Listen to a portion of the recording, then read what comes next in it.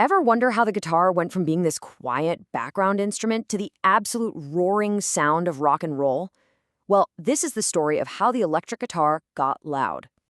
It's kind of crazy to think about, but one of the most important instruments in modern music was invented all because of this one single problem. For years and years, the guitar just couldn't make itself heard. So let's paint a picture. We're in the early 1900s. It's the era of big band jazz, and the whole point of the music was to be big, bold, and most of all, loud.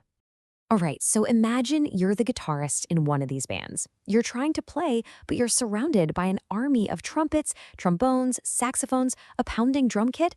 I mean, there was just no way the gentle sound of an acoustic guitar could cut through that wall of sound. You might as well have been miming. So the first ideas to fix this were pretty obvious. People thought, hey, let's just strap a microphone onto the guitar. But oh man, it was a disaster. The mics picked up every little knock and scrape. And even worse, if you turned it up, you'd get this horrible high-pitched scream called feedback. It was clear this was not the answer. The real breakthrough came when inventors realized they shouldn't try to make the sound louder. Instead, they needed to capture the string's vibration itself. And that meant inventing something totally new. And this is it, the pickup. This little thing is the absolute heart of every single electric guitar. It's not a microphone, it doesn't hear anything. Instead, it uses magnets to feel the string moving. So how in the world does it work? Well, it's actually some really cool physics. The pickup has a magnet that creates this invisible magnetic field. When you pluck a metal string, it wiggles back and forth. And that movement messes with the field. That disturbance creates a tiny little electrical signal that is a perfect electronic copy of the string's vibration. Then you just send that signal to an amplifier, which makes it loud. And the first commercially successful electric guitar was, well, this thing, the Rickenbacker A22, which everyone called the frying pan. I mean, you can see why, right? It was made out of solid aluminum and was designed for Hawaiian music, so you'd play it on your lap. It looked super weird, for sure, but it proved the most important thing. This whole electric idea actually worked. Okay, so problem number one, volume, is solved. But making guitars loud created a whole new monster to deal with, a screeching, howling beast called feedback. You see, the first electrics were built just like acoustic guitars, with big, hollow wooden bodies. At low volumes, that hollow body gives the guitar a really nice warm sound. But when you cranked up the amplifier, the sound coming out of the speaker would hit the guitar's body and make the wood itself start to vibrate. That created a crazy feedback loop that was totally uncontrollable. The solution came from a musician and total genius inventor named Les Paul. He had this wild idea. What if the guitar's body wasn't hollow? What if it couldn't vibrate at all? So he built a prototype he called the log from a solid chunk of wood.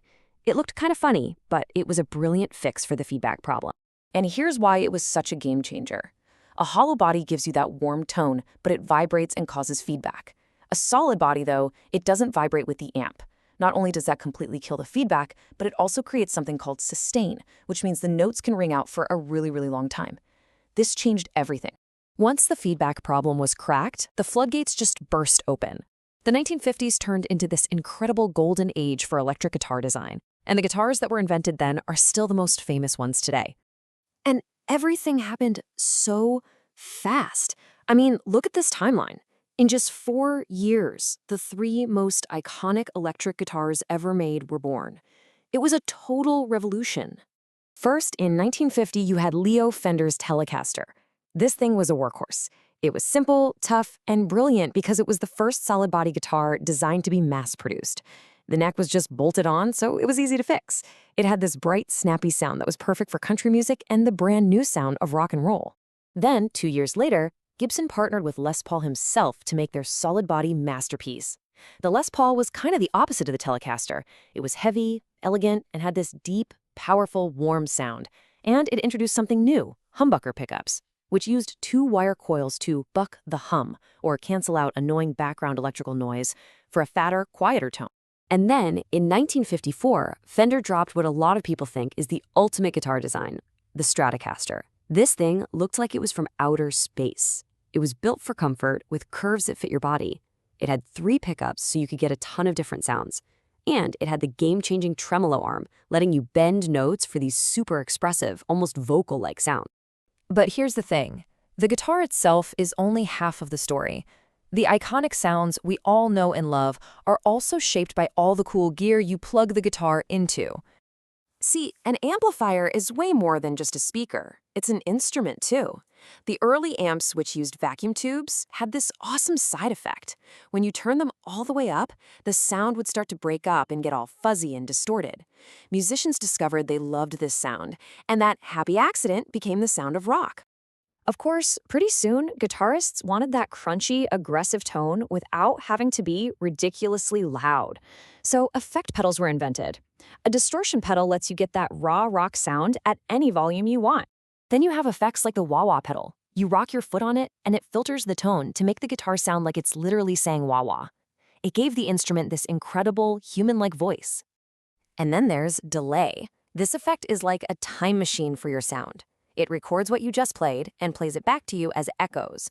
All of a sudden, one single guitarist could create these huge, layered walls of sound.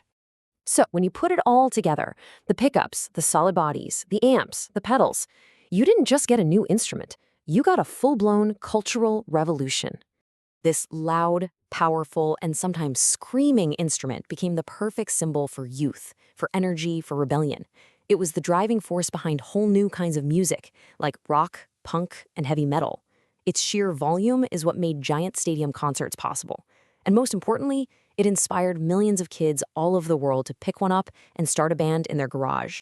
So, from a simple problem of just needing to be heard, the electric guitar grew into this cultural force that totally reshaped music. It gave a voice to generations of new ideas. And it makes you wonder, what's next? What new sounds will define our century?